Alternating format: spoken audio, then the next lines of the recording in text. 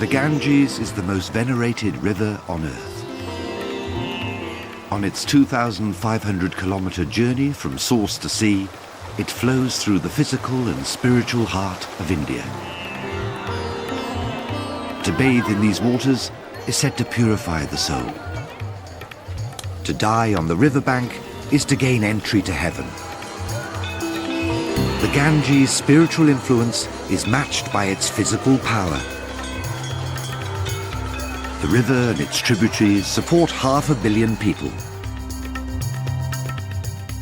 But today, a crisis is looming, which threatens to turn this river of life into a river of death. As India's population keeps growing, the pollution created by its people is defiling the waters which they worship.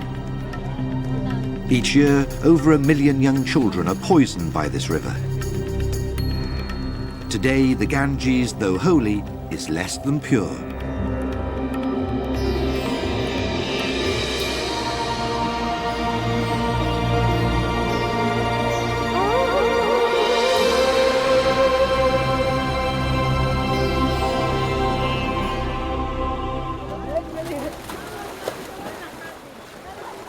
No river on Earth has as much influence over its people as the Ganges. To millions of Indians, this river is a physical lifeline, providing their only source of fresh water. To Hindu believers, the Ganges is also the earthly form of the goddess Ganga. Its waters are said to be so powerful that just a drop can cleanse the body of sin. For thousands of years, this river has been the bedrock of Indian culture and belief. To the people, she is the mother who grants them eternal salvation. But in recent times, the quantity and quality of this water has been threatened. While the Himalayan glaciers which feed the river are retreating, the amount of pollution entering the waters is rising day by day. Within a generation, the Ganges might not only be too polluted to use, it might cease to exist. Today, the people of India are facing the greatest challenge in the history of the Ganges: how to purify a river which to them is the embodiment of purity itself.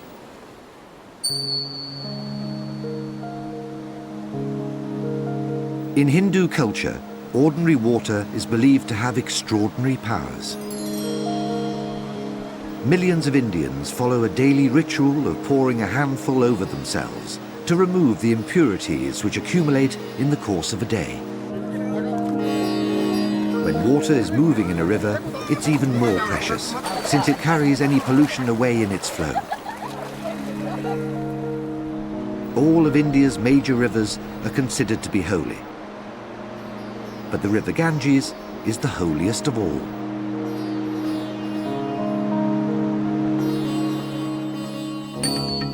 From its source in the Himalayas to its delta in Bengal, the Ganges creates a river basin that supports 1/10 of the world's population. But according to ancient Hindu scriptures, the river Ganges originally flowed in heaven. Long ago, she agreed to fall to earth to help humankind by cleansing and resurrecting the ashes of the dead. To save the world from the impact of the river's descent, the Hindu god Lord Shiva caught the Ganges in his hair. Today, a whole culture of worship has sprung up around the place where this mystical event is said to have happened. Situated at the foot of the Himalayas, Gangotri is the first town through which the Ganges flows on its course from mountain to sea. This also marks the place where the river Ganges is said to have fallen from heaven to earth. In winter, Gangotri is snowbound and desolate, but as soon as the ice melts and the roads open, the place comes alive with thousands of pilgrims.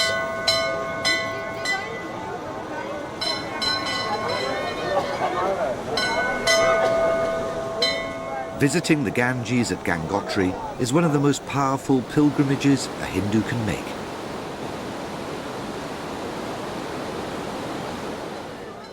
At an altitude of over 3,000 meters, reaching Gangotri is no small task. Most pilgrims arrive by bus, enduring a journey of days on overcrowded coaches along treacherous mountain roads. When they eventually set foot on solid ground, foremost in their mind is reaching the river, which they call Mother Ganga. Once at the water's edge, they fulfill their pilgrimage by bathing in the ice-cold flow. Just as goddess Ganga came to cleanse the ashes of humankind, these pilgrims believe that the river will remove their sins. Here, where the river runs fast and pure, its cleansing powers are thought to be particularly strong. To thank the river for purifying them, the pilgrims may offer prayers at the temple, built, so it is said, over the exact rock upon which Lord Shiva sat to receive the Ganges in his hair.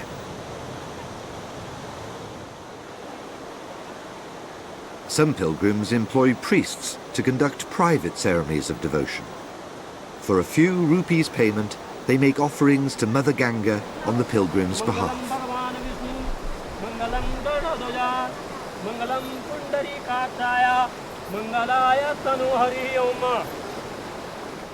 The effort of reaching Gangotri means that only devout pilgrims are prepared to endure the long coach journey to get here. But the most devout of all do not travel by bus. They choose to walk every step of the way. I have come from Benares. It's very far. It's 1,000 kilometers away. I walked all the way. It took me 3 months. I didn't have any money, and by begging for food and drink, I managed to come here. Nonne Nath is a sadhu, literally meaning good man. He is one of some 4 million sadhus in India who turn their back on the real world and dedicate their lives to the contemplation of God. For these men, pilgrimage is a way of life, and enduring the hardship of walking to Gangotri is a sign of their devotion. Living on charity and donations, some sadhus wear orange clothing to symbolize their rejection of material things.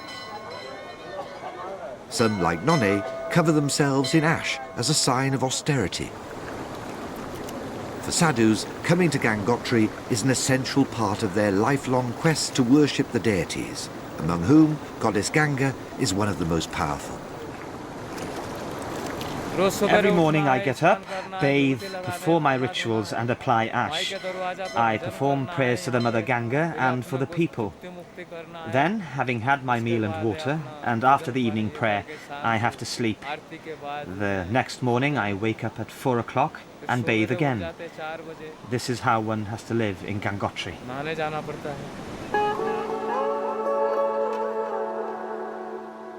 But for the most devout pilgrims, Gangotri is not the end of the journey. Many continue walking 17 kilometers beyond the town, across the Gangotri glacier to the ice cave at Gamuk. Literally meaning cow's mouth, this ice cave contains the milky glacial spring which feeds the Ganges. As the spiritual source of the river, Hindus believe that the water's cleansing powers here are sublime. But the exact location of this spring has shifted over the course of time, as the ice fields which feed the river have retreated. One man who's watched this alarming transformation take place is Swami Sundarand. He now lives in Gangotri, but first visited the town as a young pilgrim. In 1948, I first came to Gangotri in 1948. Gangotri is at 10,300 feet. The flowers that were here at that time, the deer, the brown bear, the white bear, they disappeared. At that time there were only 4 houses. Now an entire town has settled here.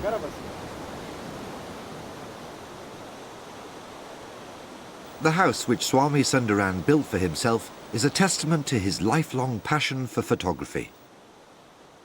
When he travelled on from Gangotri to Gamuk, he took his camera with him. ये दाएं से बाएं तक From right to left, this is a panorama of 8 photographs. शिवलिंग के पीछे Behind the Shivling Peak is the Meru Glacier. Glacier आ रही है मेरु वामक It meets the Gangotri यहाँ पर Glacier Gangotri over glacier here. मिल रही है अब वो जो Gangotri Now the वामक, Gangotri Gangotri Glacier at Gomukh Gamuk जो has स्थान है, receded by 3 यहाँ जिस स्थान kilometers. पर देखा, उस स्थान से Its लगभग thickness has been 3 reduced by 1 kilometre kilometer. की हटी है, उसकी 1 किलोमीटर मोटाई कम हो गया. Swami's photographs document the disturbing changes which are happening on the Himalayan ice fields. Each year, the Gangotri Glacier shrinks by 25 meters. This would explain the apparent confusion in religious accounts of where the Ganges begins. For though the glacial spring which feeds the river rises today at Gamuk, 4,000 years ago, when the Hindu scriptures were written, the glacier would have extended all the way to Gangotri, giving rise to the legend that it was here the Ganges fell to earth. The glacier is shrinking for 2 reasons. It's clear global warming has a part to play, but the pilgrims themselves are also responsible. To feed Gangotri's religious tourism industry, thousands of trees are being cut down for fuel and building, causing erosion and weakening the glacier walls. गर्मी के कारण Due to hot weather, deforestation and fires, and modern development, the wildlife has been killed, and the Gangotri Glacier is receding further and further. इस कारण Gangotri glacier पीछे हटते हटते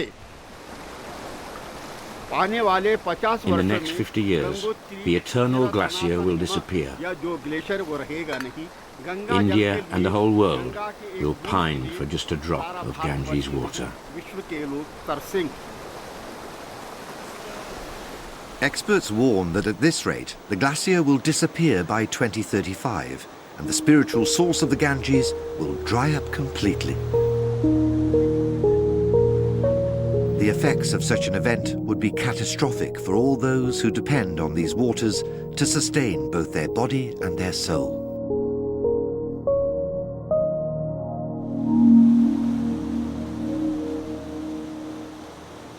From Gangotri, the Ganges plunges downstream through the rugged mountains of northern India, bringing life to the land. In these poor and remote regions, the river provides the only source of fresh water. In a country which suffers severe water shortages, this is the greatest gift the Ganges can bestow.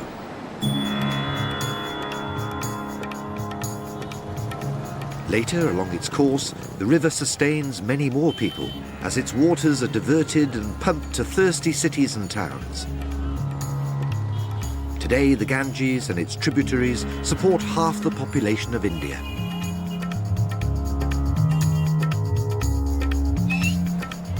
As well as quenching people's thirst, the river sustains their livestock and fertilizes their land.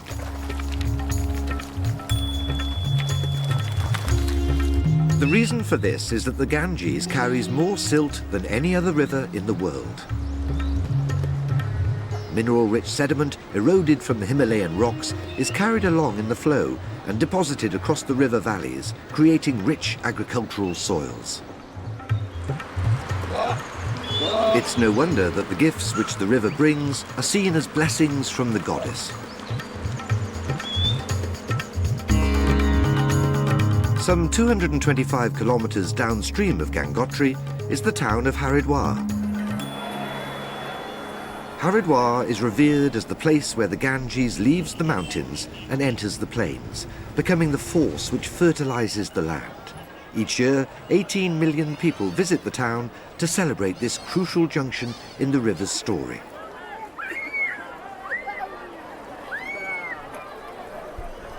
The steep river slopes are lined with specially built steps known as ghats to allow easy access for bathing. But anyone entering these waters takes a big risk. For here, where the Ganges changes from mountain torrent to mighty waterway, the current is particularly strong. Each year, several people are washed away by the raging waters. Yet it's precisely because of the fast waters that the worshippers flock to bathe here. The rapid current is proof that the river arrives fresh and pure from the mountains.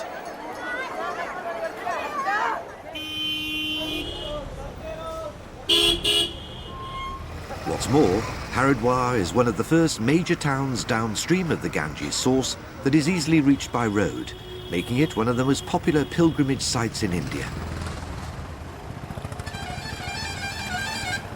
Since it's the religious obligation of every Hindu to make at least one visit to the Ganges in their lifetime, coming to Haridwar is a chance for the whole family to fulfill their duty. The town is set up to cater for this mass religious tourism. From the shade of their wooden shelters, Hindu priests offer a variety of services, from arranging accommodation to conducting religious ceremonies.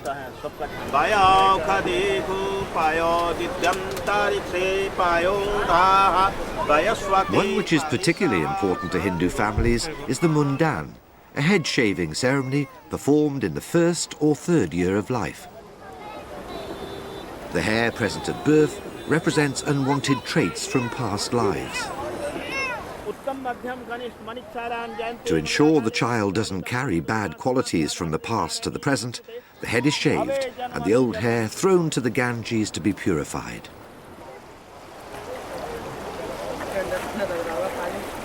Families go to extraordinary lengths to ensure that their children's mundan ceremony takes place on the Ganges.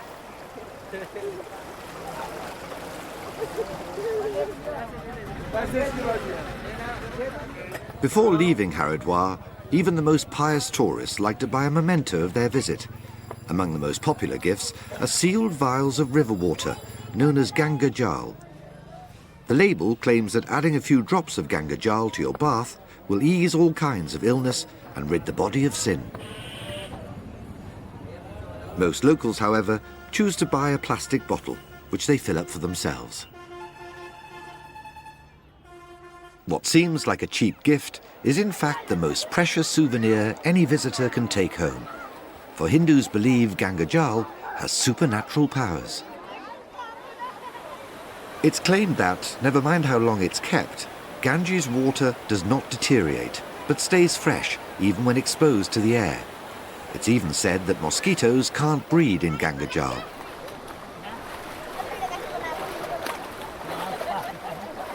The pilgrims believe the river possesses these powers because it's the earthly form of the goddess Ganga. But some seek a more scientific explanation. Downstream of the main bathing ghats, Dr. Dwar leads a team of scientists from the Malaria Research Centre, taking samples of Ganges water for analysis. Through studying the precise composition of these samples, Dr. Dwar's team have revealed that Ganga Jal does have unique qualities. It's true that Ganga Jal has a higher level of dissolved oxygen compared to water from other areas. This is firstly due to the fast flow of the river, and secondly the turbulence of the water. The water is very turbulent, and we think that is why it has higher levels of dissolved oxygen.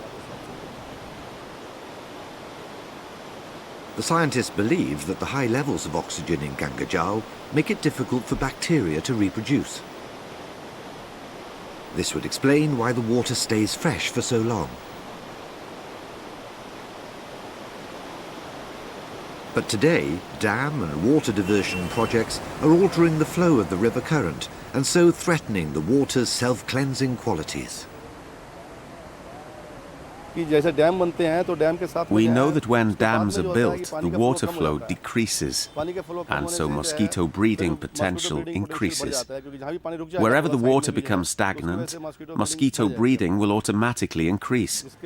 Because of this, we are undertaking studies in the Haridwar region. We immerse mosquito larvae in the water to see whether mosquitoes breed in it or not. We check this in our laboratories. We now believe that mosquito breeding does happen in Ganga Jal. Dr. Dwar's research not only explodes the myth that mosquitoes can't breed in Gangajal, it's also the first clue to a terrible crisis which threatens the river today. As it continues its course through the land, there's a growing contradiction between the religious view of the river's purity and the actual physical state of its waters.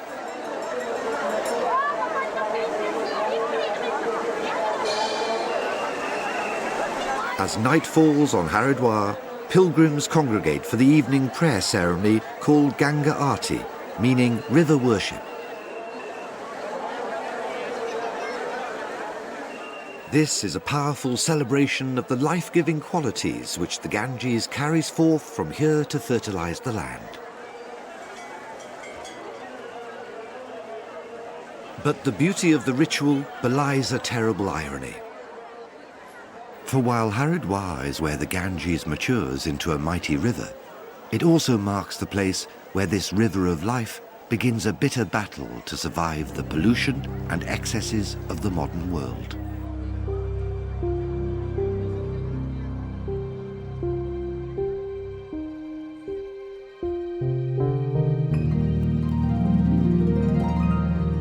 Leaving the Himalayas and Haridwar behind, the Ganges enters a very different landscape. These low-lying regions, known as the Gangetic Plains, are some of the most productive and densely populated in Asia. The land owes its fertility to the Ganges, as the silt carried in the river's flow creates a rich soil in which crops flourish. Producing nearly half of all the country's wheat and rice, these floodplains are the breadbasket of India.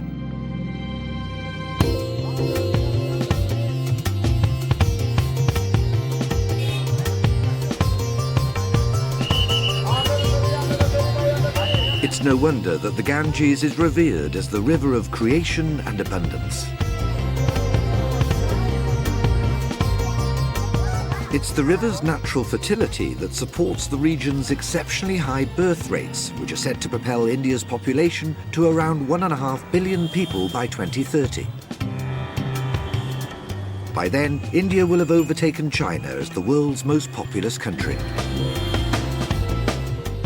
But the population growth which the Ganges has helped create is now threatening its very existence. Because urban development is poisoning the river and the people who depend upon it.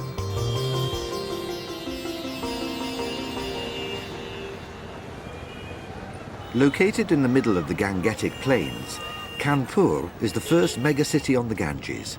It's home to over 4 million people and a booming leather industry. The rich farmlands all around Kanpur have the highest concentration of livestock in India, making this the perfect place for leather production. Kanpur's 350 tanneries specialize in processing hides into heavy leather in an industry which yields $375 million a year.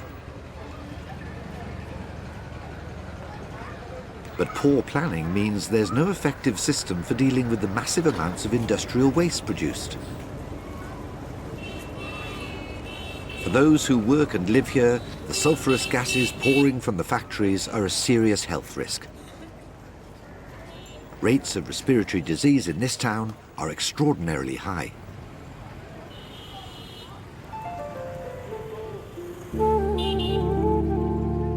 For the river, the effects are just as deadly. Most of the byproducts from the tanning industry end up in the Ganges.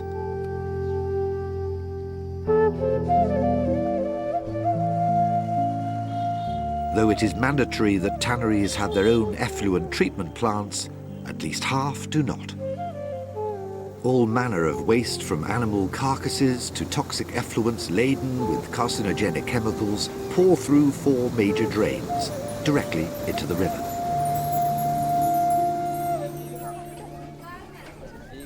Madhapur is a fishing village a few kilometers downstream of Kanpur's leather industry. The residents here depend directly on the river for subsistence.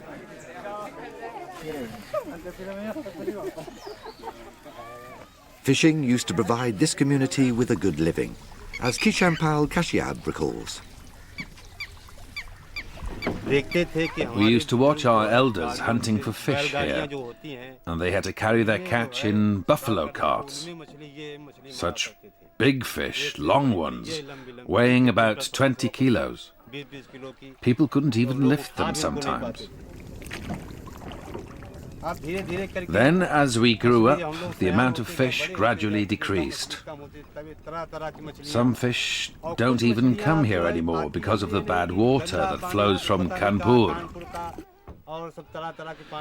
Sometimes dead fish pile up on the riverbank, and the Ganges stinks. To most fish, the pollution in this water proves deadly.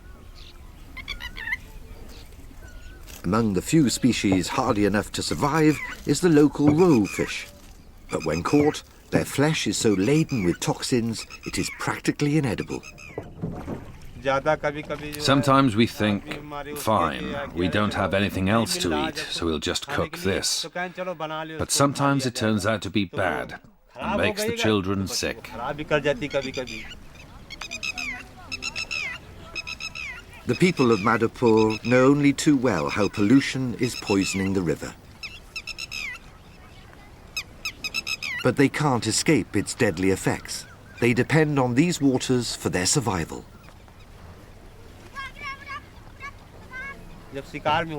When we're out fishing, we only have this water to drink. But when you raise your hand, it smells foul, and there's animal fat flowing in there. Your hands are sticky from the water, and it's so disgusting.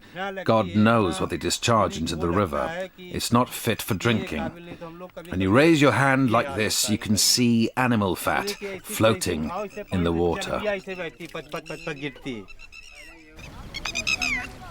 Today, the river is so polluted that it's impossible to make a living from fishing anymore. To survive, people like Kisham have tried farming instead. But even the land is poisoned by the river water used to irrigate the crops.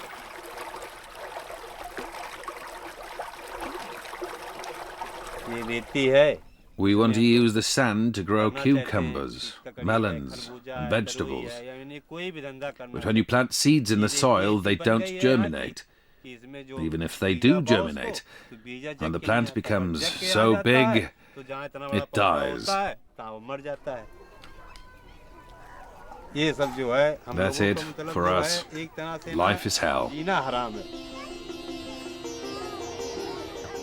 For Kisham and his family, the future looks increasingly grim as Kanpur's industrial development continues. Commercial growth attracts tens of thousands of new residents to the city every year. But this mass migration simply makes the problem worse. For the population of Kanpur produce their own waste, around 360 million litres of sewage per day.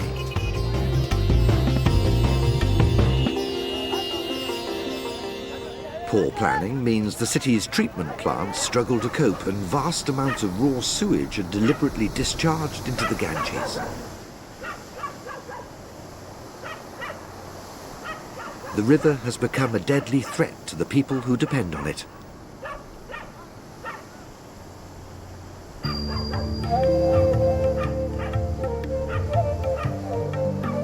Nowhere is the problem more acute than at the Holy Ghats, where the local people attend their daily bathing rituals. Even here, the Ganges is considered to be holy, and washing in its waters is supposed to rid the body of pollution. These days, the opposite outcome is more likely.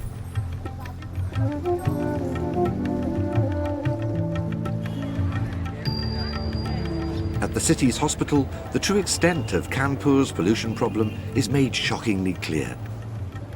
Some 300 people a day come here seeking treatment for respiratory diseases caused by air pollution.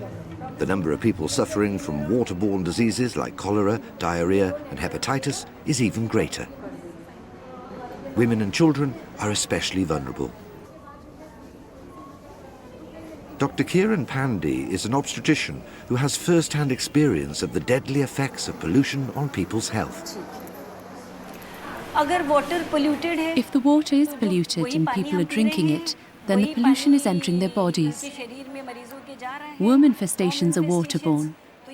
Diarrhea is solely a water infection. Viral fever also originates in water. It's not only the organisms in the water which are dangerous, so too are the chemicals. Though the local drinking supply is treated before reaching the pumps, tests show that this water still has high levels of carcinogenic chromium. The untreated water being used to irrigate the crops is extremely contaminated, containing 64 times more arsenic and 120 times more mercury than recommended levels. These chemicals can not only cause cancer, they also destroy the nutrient content of the food. Bad water means a bad diet for these women.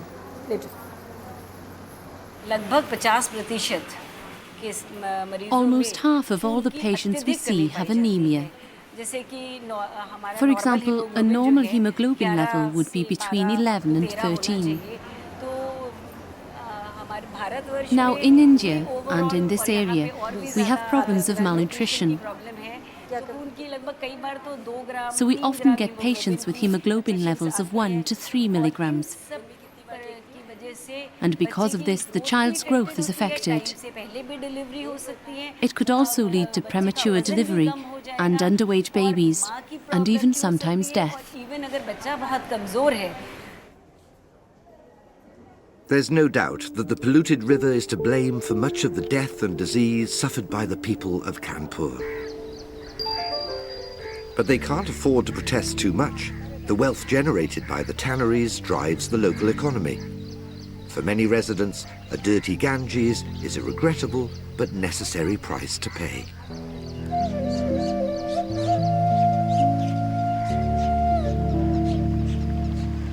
Downstream, however, there are cities for whom pilgrimage is crucial to the local economy. Here, a poisoned Ganges presents a massive problem.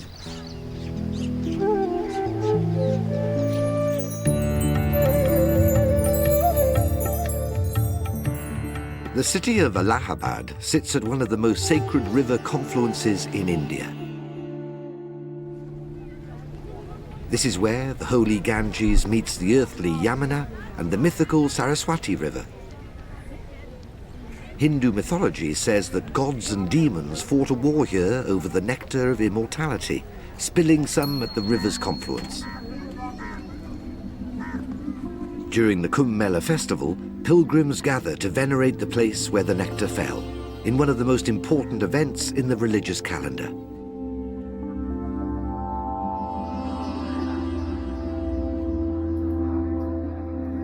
In the course of this 45-day festival, Allahabad is transformed, as some 70 million faithful descend upon it in what is perhaps the largest gathering of humans ever.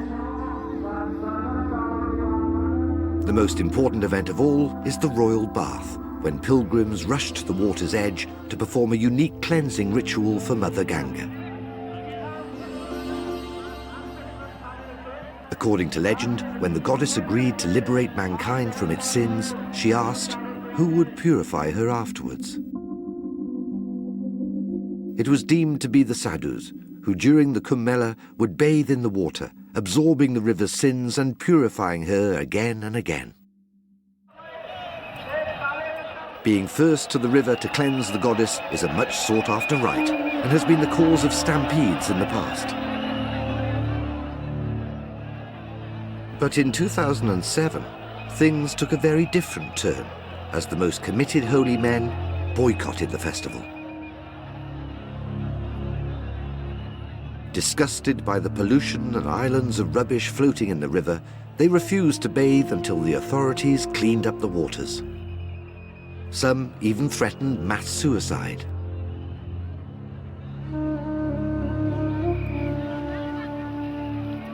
These protests marked a critical junction in the river's story. Even the sadhus felt they could no longer ignore the contradiction between their religious beliefs and the physical state of the waters. Shocked by the swell of public opinion, the authorities opened an upstream dam to flush pollution away from the main ghats. It worked. The sadhus were appeased and the festival went ahead.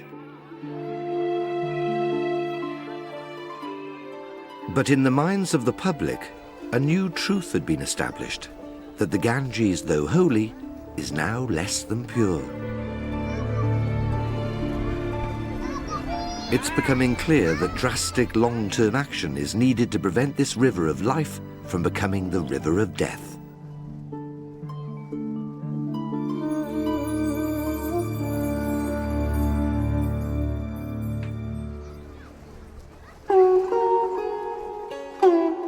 A 125 kilometers downstream from Allahabad, the Ganges reaches the city of Varanasi. At this holiest of sites, the river is facing its most dire crisis.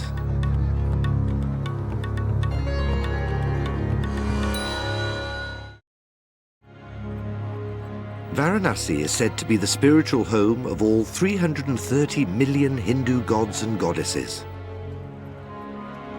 It's also the only place on its entire course where the river runs northward in the direction of its source. Legend has it that the Ganges fell so in love with Varanasi, she nearly gave up on her seaward journey to stay in the city. This is the most important pilgrimage site in India.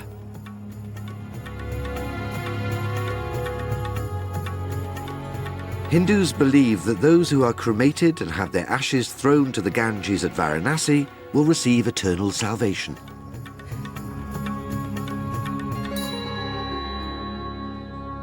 For this reason, Sikh people make a desperate pilgrimage from all around the country to spend their last days in this city.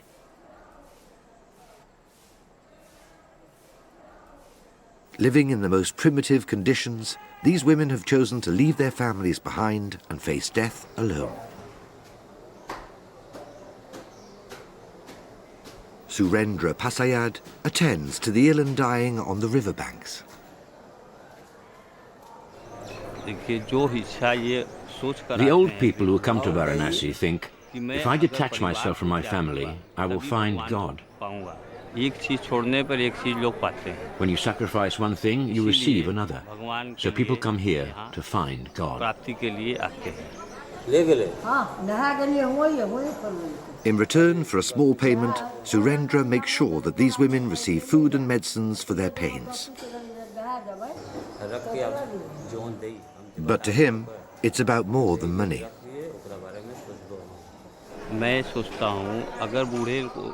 Helping the old people gives me more spiritual fulfillment than the act of just praying. I get a greater reward from serving the old people than from worship alone. That's why I do this work.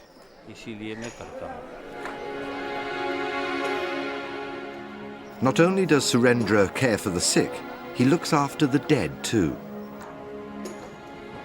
When these women die, Surendra will fulfill their final wish by making sure that their bodies are ritually burned on the riverbank.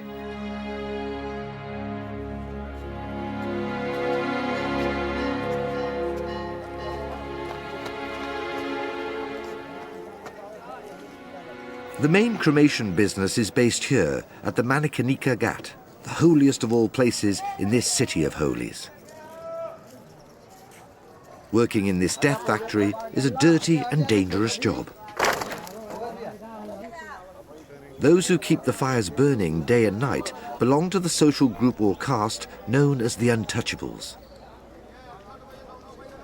In traditional Indian society, untouchables are recognized as having the lowest status of all the castes. But at Manikanika, they command huge respect. For rich or poor, high or low caste, the deceased and their families depend on these workers to carry out a proper Hindu funeral.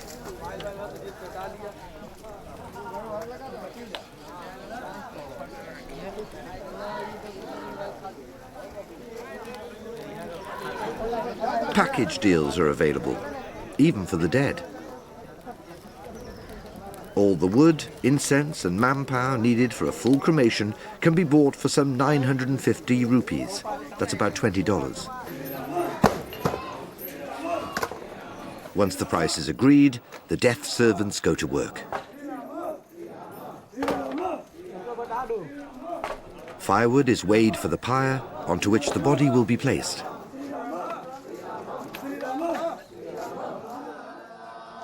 The corpse is lit from an eternal flame which is supposed to have been burning since the dawn of time. Meanwhile, the chief mourner, usually the eldest son, has his head shaved as a symbol of his grief.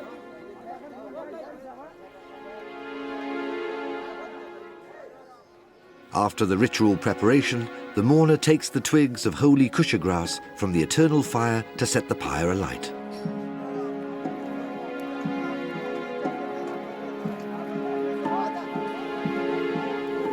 The corpse burns and the fire conveys the deceased to heaven.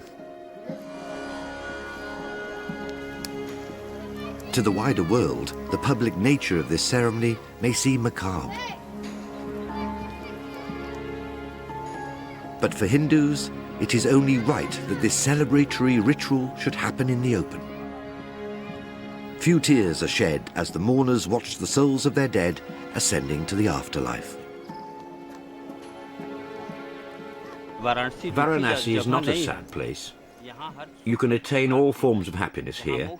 There's no greater pleasure than salvation, so Varanasi isn't a sad place.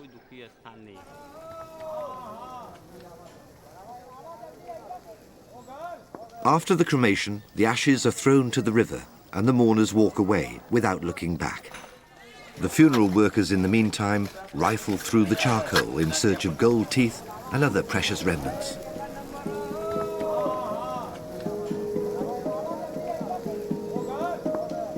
But it's not only people's ashes that are thrown to the river. Pregnant women and dead babies are considered devoid of sin. They don't need to be cleansed by cremation, and their bodies are floated directly on the water.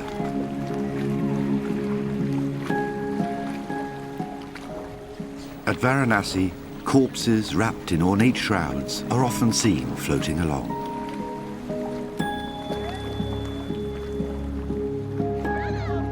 The beach opposite the city is also littered with human remains.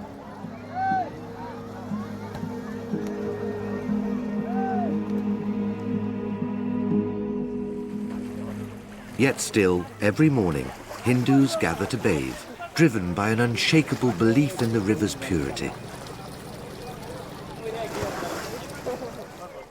One of them is Dr. Bhadra Mishra.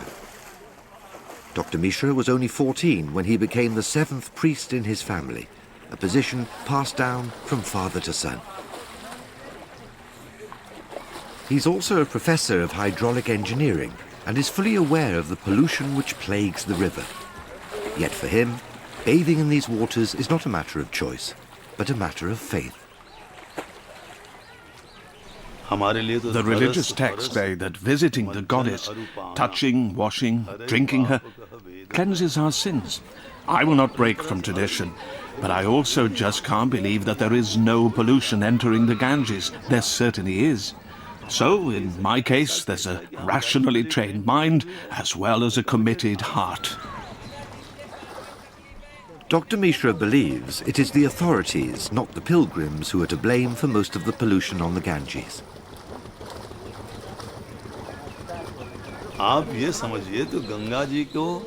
Saying that it's only the pilgrims that are making the river impure and dirty, this belief should come to an end. The Ganges is being harmed by those people who are overseeing the functioning of the cities and the factories, and those who are dumping the effluents of the many factories into the river, which we refer to as point sources of pollution. 95% of the pollution is caused by point sources of pollution. Frustrated by the authorities' indifference, Dr. Mishra began his own Ganges cleanup campaign and established a research laboratory to monitor pollution levels. Today, Krupam Dubé works at the lab testing samples of river water for a bacterium called fecal coliform, which is present in human sewage. If it's ingested, this organism can cause deadly illnesses such as typhoid and hepatitis. The amount of fecal coliform present in the water is a prime indicator of the health hazard which it poses. The test results at Varanasi are shocking. For drinking water, the fecal coliform content should be 500 or less. That's the permissible limit. Our samples are taken 5 meters from the riverbank because that's the furthest point from the bank that people are able to bathe. They also drink the water from there. And the fecal coliform count is found to be between 40,000 to 80,000. The biggest reason for this is sewage. Today, over 1 million litres of sewage is dumped into the Ganges every second. At Varanasi, the biggest problem is poor infrastructure. With a population of more than 3 million, this city suffers frequent power shortages. Without electricity, the pumps which operate the sewage plants shut down, and the backflow of waste ends up in the Ganges. The scale of Varanasi's sewage problem means that ordinary people are powerless to change it. But, driven by an innate desire to help the Ganges, they do what they can. Every morning, these men gather at the riverbank to clear the pollution with their bare hands. Garlands, flowers, plastic, clothes. We pick them all up and put them in the boat. We take this rubbish to the other side of the river where the dogs and crows eat it all up. They also pick up human corpses and carcasses of sacred cows, often found floating in the waters.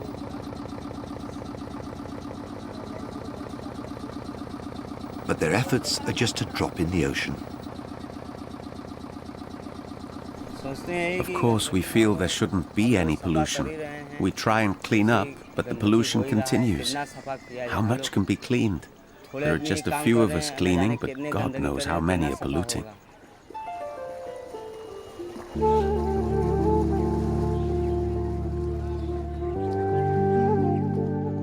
Varanasi marks a crucial point in the Ganges story. It's here that the spiritual cycle of life and death associated with the river reaches its climax. It's also where hard science is most at odds with Hindu belief. The evidence proves that the Ganges at Varanasi is anything but pure. Many claim that the pilgrims' faith makes them blind to the problems.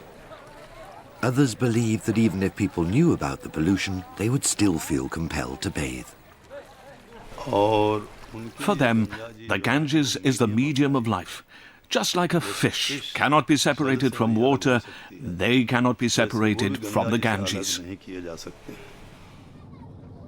What's more, Dr. Mishra is convinced that the people best placed to purify the Ganges are the very people who believe in her purity. If I sit with the masses and say that the Ganges has become dirty, is polluted, within a minute or two, someone will get up and say, "Your Holiness, please don't say that. It's unbearable. What are you saying? Can the mother ever be dirty or polluted?" But when you show them what's happening, they say, "No, the city's sewage and drains should not be emptied into the river. This must stop. If this love and respect for the river can be harnessed, it can become a great power which can help us in so many ways." If the power of love can truly save this river, then there is hope yet. For no river on earth is as loved by its people as the Ganges. Perhaps 4,000 years of faith in the purity of these waters will undo the last 50 years of neglect. But pollution is just one of the problems to be faced. As the glacier which feeds the river continues to recede, there is a real danger that the source of the Ganges will disappear. Yet India needs the river today more than ever. As the population boom continues, the amount of water available to each person is rapidly decreasing. It's estimated that by 2020, India's demand for water will exceed all sources of supply. Drastic change is needed to save the river and protect the future of her people. How that can be done is the challenge facing India today.